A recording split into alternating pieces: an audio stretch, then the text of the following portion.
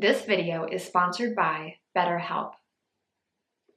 So many of us have experienced the feeling of setting all of these great goals and then just completely getting bombarded by life and not achieving any of them by the time we hit the next year. My name is Kelsey Lee if you are new, and my hope for this video is to give you some tools and guidance by sharing my ultimate goal setting tracker with you on how you can better reflect on your goals right now to set yourself up for a greater chance of successfully achieving them in the new year. This tracker or goal setting spread is essentially a grid that I created within a blank page of my journal, actually a 2-page spread because I wanted lots of room to explore my ideas on, that provides prompts for each of my goals or intentions that I am setting for the year.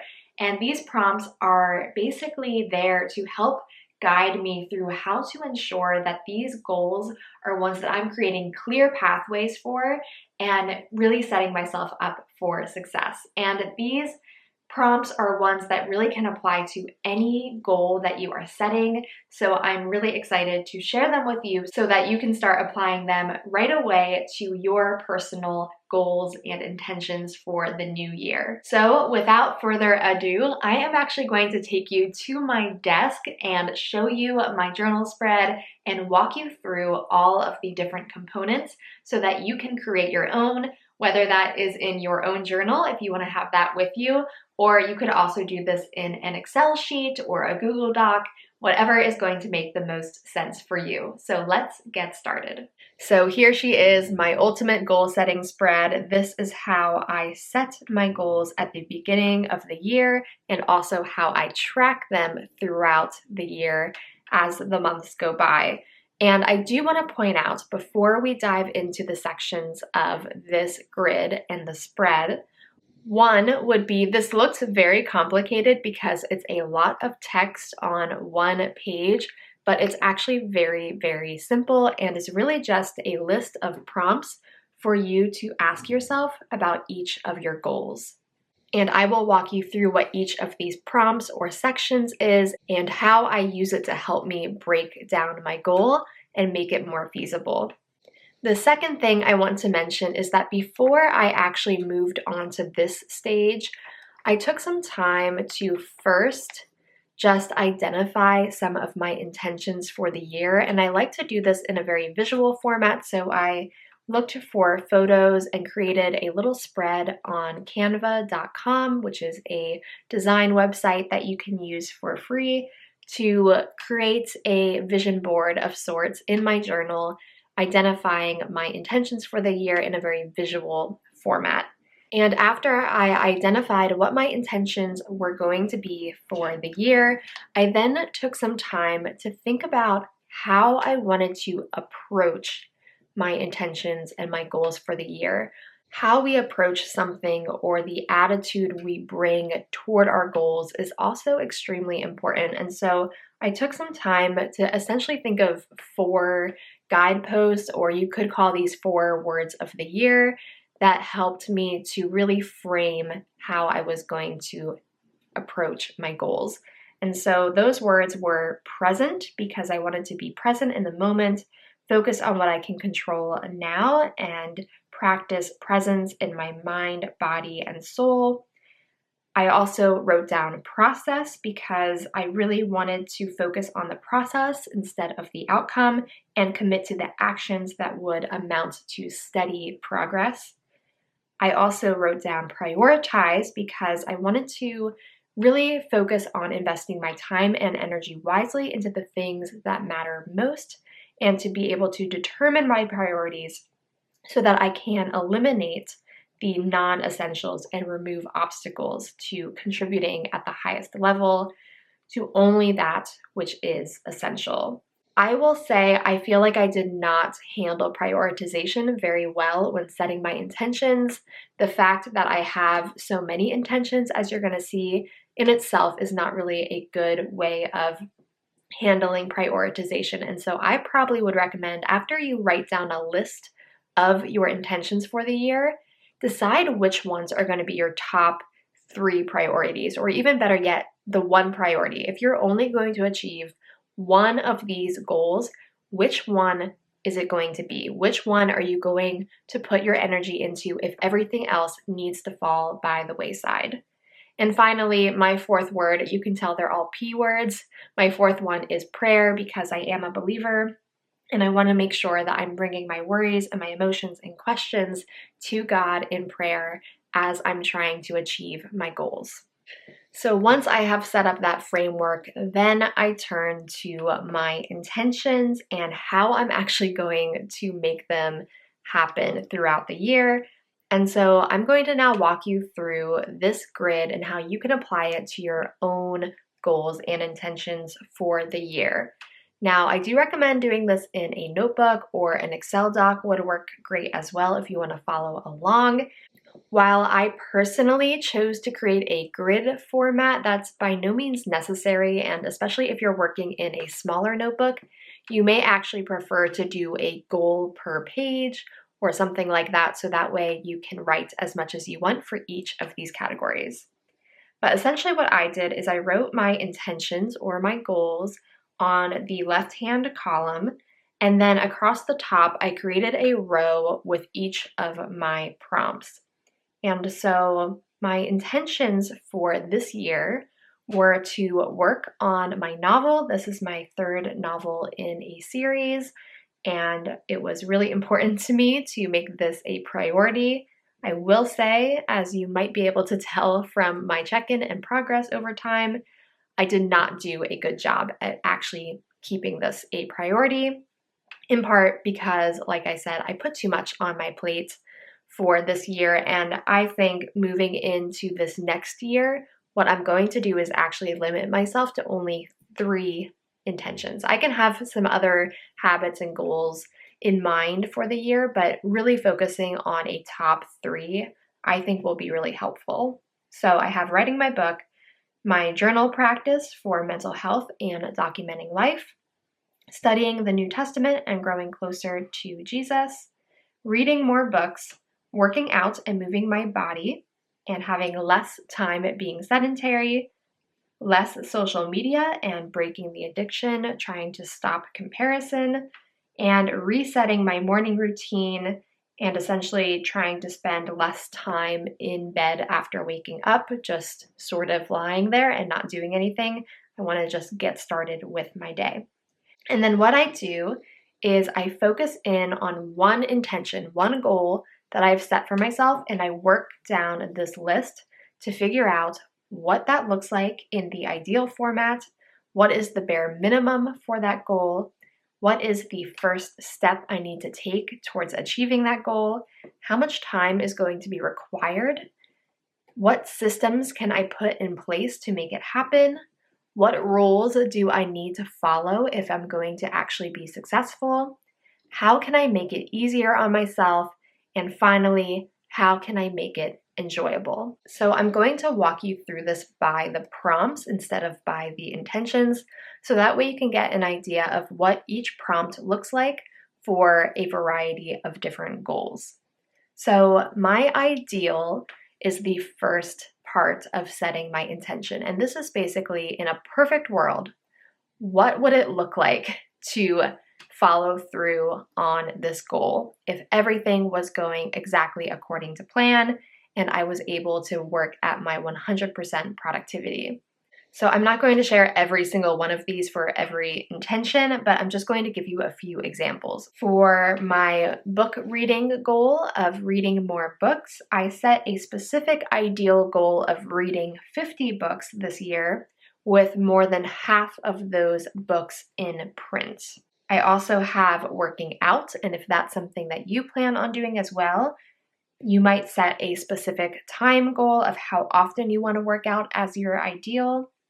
For me, my ideal was work out 3 times a week with a run or hike and strength training once a week as well. Your ideal might also be a specific goal that you want to hit. Maybe you want to achieve a very specific amount of weight that you can lift, or maybe you want to be able to do a certain number of push-ups by the end of the year. So you can figure out what that ideal scenario will look like for you in the new year. We will get back to the rest of the tracker and the different sections of it for you to apply to your own goal setting in just a moment. But before we do, I wanted to take this opportunity to offer a little bit of a disclaimer when it comes to goal setting and some things to think about when you are setting your own goals and looking toward all that you want to achieve in the future. So here's the thing. When I set these goals and intentions for the new year that I'm sharing with you right now,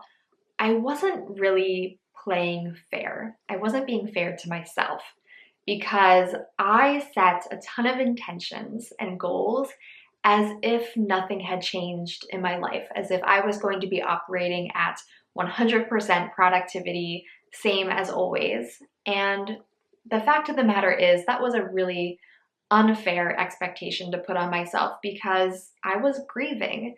I lost my mom in September, and so it had only been a few months when I sat down to write all of these goals in my journal. To expect myself to accomplish so much in the year after losing my mom really wasn't fair. So I've personally come to realize in this last year that when I am setting my intentions for the new year, I need to be really, really honest about the season I am in and the real struggles that I may be facing, because the reality is every single one of us is going to experience struggles and obstacles and setbacks toward achieving our goals, whether they are related to those goals or just other parts of our life getting in the way. It's going to happen. But the good news is we do not have to face them alone. And that's where BetterHelp comes in. Thank you to BetterHelp for sponsoring today's video. When I lost my mom, I knew that I needed to talk to somebody. I needed to work through my grief if I was ever going to be able to get back on track towards working towards those goals and intentions that I had set for myself. And so I was able to find an amazing therapist through BetterHelp and their awesome questionnaire system to identify someone who would really suit my needs. I knew that I wanted to work with somebody who directly had experience in grief therapy and who shared my faith. And I also happened to find a therapist who not only met those two qualifications, but also happened to have a background in art therapy, which is also a passion of mine and was a really cool way to help me work through my personal grief. So whether you are going through a difficult season, whether that is something like grief or anxiety, or you're just looking for somebody to actually keep you accountable when you're working towards these goals, BetterHelp is one of the most accessible, affordable, and convenient options out there. If you are not familiar with their services, BetterHelp is the world's largest therapy service, and it is 100% online. With BetterHelp, you can tap into a network of over 25,000 licensed and experienced therapists who can help with a wide range of issues. To get started, you just have to answer a few questions about your needs and preferences in therapy, and that way BetterHelp can match you with the right therapist for you. And from there, it is so easy to schedule your sessions with your therapist, and you can do it in a format that is most comfortable for you, whether that is text, chat, phone, or video call. And if ever you need help with anything between your live sessions, you also have the opportunity to message your therapist directly on the BetterHelp app. And if you discover at any point that your therapist isn't quite the right fit for you, it is so easy to switch to a new therapist at no additional charge. With BetterHelp, you get the same professionalism and quality that you expect from an in-office therapy, but with a therapist who is custom picked for you and offers much more flexibility in scheduling and at a more affordable price. So if you are interested in trying BetterHelp for yourself, you can use my link at betterhelp.com/Kelsey Lee for 10% off your first month. So I will have the link to BetterHelp, HELP.com/Kelsey Lee in the description box. So you can check that out for 10% off your first month so you can get matched to a therapist right away who is going to listen and help you. And thank you so much again to BetterHelp for not only helping me in my time of need, but also serving so many and sponsoring today's video. Counter to the ideal is to figure out, what does the bare minimum look like? If you were to just do the bare minimum for every single one of these goals, what would that look like? Because often this is probably where we are going to land, or at least somewhere in between these two zones. So when setting your bare minimum, you really want to think about yourself at your absolute worst. So the most obvious would probably be to just not do the goal or intention at all. But really think about, if you were to still be trying to work towards this goal, but maybe just not making the progress that you expect from yourself, how can you set a bare minimum that is going to be rewarding, if that makes sense? That if you hit that bare minimum, you are still going to be happy with the progress that you made. That's sort of how I look at the bare minimum, is I want to make this the area where I would still allow myself to be pleased with my progress, instead of feeling like I failed because I did not reach the ideal. So for example, if I did any kind of physical activity once a week, I would count that as success. And in fact, I did do that this year. I definitely had at least one strong time of physical activity every week, even though I maybe did not reach the ideal of 3 times a week. Same with my social media. I definitely have limited my use of social media by a lot, but I would say that I did not reach the ideal of 0 mindless scrolling. So those are some examples of how you can set a bare minimum for yourself within each of your goals. The next category is going to be that first step. What is the first thing you need to do to work towards this goal? And this is probably actually a step that you want to take before the new year even begins. So for example, if one of your goals is to start working out at a gym, the first step that you would likely take would be to sign up for a gym membership. For me, one of my goals, again, was to study the New Testament. And so for first step, I wrote 1, pray for motivation, and 2, just add a reminder on my phone to study the New Testament every day. And so if there is something that you're trying to do on a daily or a weekly basis, maybe your first step is actually just creating time within your calendar, creating a schedule, doing some calendar blocking, and setting reminders for yourself to kickstart that habit. The first step might seem really obvious, but writing it down and really identifying what that thing is that you have to do in order to actually get started on your goals and your intentions is going to be hugely helpful. The next section is time required, and this is your opportunity to be very, very honest with yourself about how much time it is going to take you to actually commit to making this goal a reality, somewhere between your bare minimum and your ideal. So time required is only going to apply to some of your goals, because some of your goals may actually not be requiring time. I'll talk about that in a second. But for example, when figuring out my journaling practice, I said that it would take about 20 to 30 minutes per weekday, or 2 to 3 hours on a weekend for creative journaling. So if I was really committing to my journaling practice, I would try to spend about 20 minutes a day and maybe a few hours on the weekend to catch up on my memory keeping. And for working out, I said that I would try to do a 35 to 45 minute session for 3 times per week. So again, trying to be really honest with myself about how much time it's actually going to take to work towards these goals, and also understanding that the more time I commit to one of my intentions probably is going to mean less time that I can commit to my others. So again, that is where prioritization comes in. And as I said, there are going to be some intentions that you set that don't actually require any time of you, but they just require your commitment. So for example, spending less time on social media doesn't actually require any time of me. In fact, it's giving myself time back. All right, so the next category is going to be systems that you can put in place to make it more likely that these things become possible. So for example, a system for writing my book would be to actually create a specific writing routine, create a system of potentially using the Pomodoro method where you have some timed writing sessions and then breaks in between.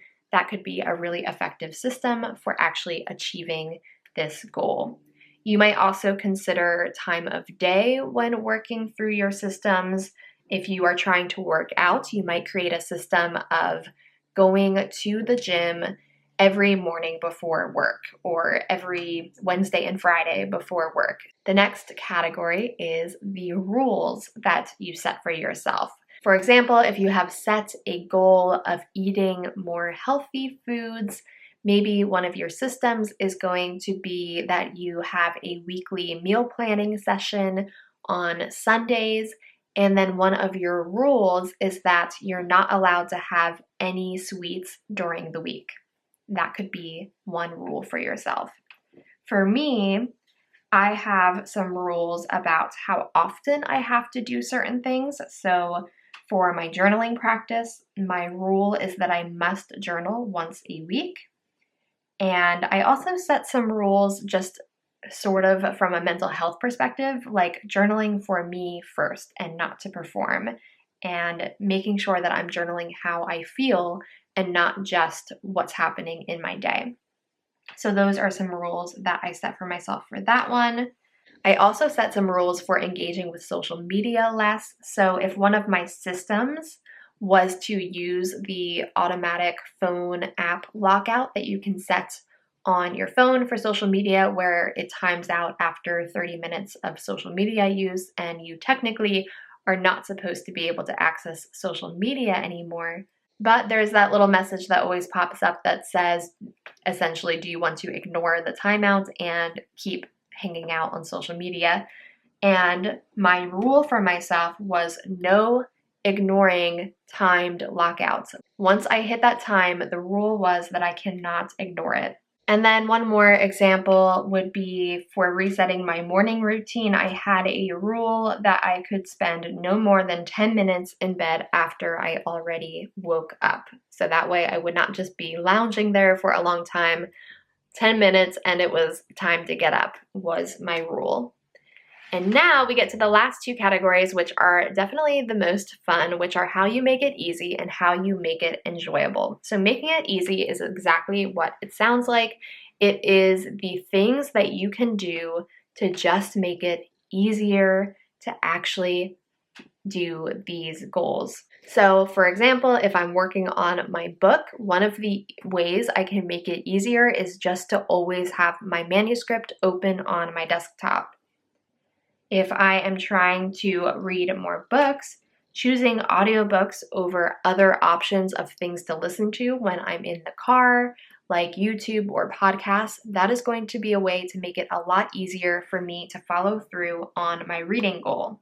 If I'm trying to engage with social media less and don't want to have it in the bedroom, in the morning, or at night for me to be scrolling, one way that I can make that really easy on myself is just simply to charge my phone downstairs and use a real alarm clock. So those are some examples of how to make it easy using my goals. And now my favorite category is how to make it enjoyable, because we are setting these goals and intentions for a purpose. We know and believe that they're going to add value to our lives and improve us as individuals. So these should all be good things, and yet sometimes they can just feel like chores. And so the idea with the Make It Enjoyable column is to really focus on how to remind yourself that this is not a chore. It's actually something you want to do. You set this intention because you want to do this thing. So, how can you make it fun? And for this category, I will just walk you through every single one of them. So for writing my book, I said that I would make it enjoyable by having good coffee or tea and going to a cafe once a week. I also said for my journaling practice that I would watch a show while doing my memory keeping and remove the pressure to keep it all chronological. For my study of the New Testament, I said that I would pair my Bible reading with a good coffee and try to use highlighters and notes and doodles because a little bit of creative flair always makes my Bible study more enjoyable. For reading more books, I said to make it enjoyable, I would try to read good books. In other words, I did not want to just focus on books that are short or available through my library just for the sake of getting more books read. I want to make sure that I'm reading quality books I actually enjoy. I also said that when reading, I would light candles, have a cup of tea, and listen to music. For working out, I said that I would make it more enjoyable by listening to pump up music and using my Fitbit because I definitely am somebody who enjoys tracking my progress and seeing how I'm doing using my Fitbit. And I also said making protein shakes because definitely a motivator for me working out is knowing that at the end of it, I can enjoy a nice chocolate banana protein shake, which is always really enjoyable for me. Then for social media, I said that I would do something fun with the extra time that I wasn't spending on social media. So if I identified that I had the urge to reach for my phone and just scroll social media, I would try and create something else that would be more enjoyable for me to do instead. I also said that for social media, I would try to make my use of it more enjoyable by creating without worrying about comparison or algorithms and just creating what I want to share. And finally, for making my morning routine enjoyable, I said that I would have something to look forward to in the day and have a set schedule for myself of things that I know I can look forward to, and also playing music as I get ready. So there you have it. Those are all of the ways that I set for myself of how to make all of my intentions more enjoyable. And that is every category on my list except for this last little section, which, as you can see, is a check-in and progress tracker. I basically gave myself a fairly arbitrary rating of 1 to 10 just so that I was having a reason to come back to this list once a quarter and review what I had set out for myself and how I'm doing at implementing the systems, how I'm actually using the time that I set for myself. Does it require more time than I said? Does it require less time than I said? And if I'm not doing super well at that intention, how can I maybe adjust how I'm making it easier on myself, how I'm making it enjoyable, and how I'm setting up systems to work towards it? So you can do a number system like this as well, or you could just give yourself a below average, average, above average sort of rating, whatever is going to work best for you and keep you motivated to continuously be checking in on your progress. And hopefully by the end of the year, you will have noted that there is some steady progress for you. But also, if that's not the case, as you can see with me, some quarters are harder than others, seasons change, as I said earlier, and that is perfectly okay. So just don't be too hard on yourself when it comes to setting your intentions and then reflecting on how you are doing throughout the year. Progress is progress, and you will get there in time. But I really hope that this tracker and this idea of how to prompt yourself to think about each intention in a deeper way will help you as you set your goals this year. So that is it, fam. That is my ultimate goal setting tracker, and I really hope that you found this walkthrough to be helpful and insightful, and that maybe you are now ready to give it a try yourself. Let me know down in the comments if you are going to try creating a tracker like this in your own journal and really take some time to think through your habits and intentions and goals for the new year using this list of prompts.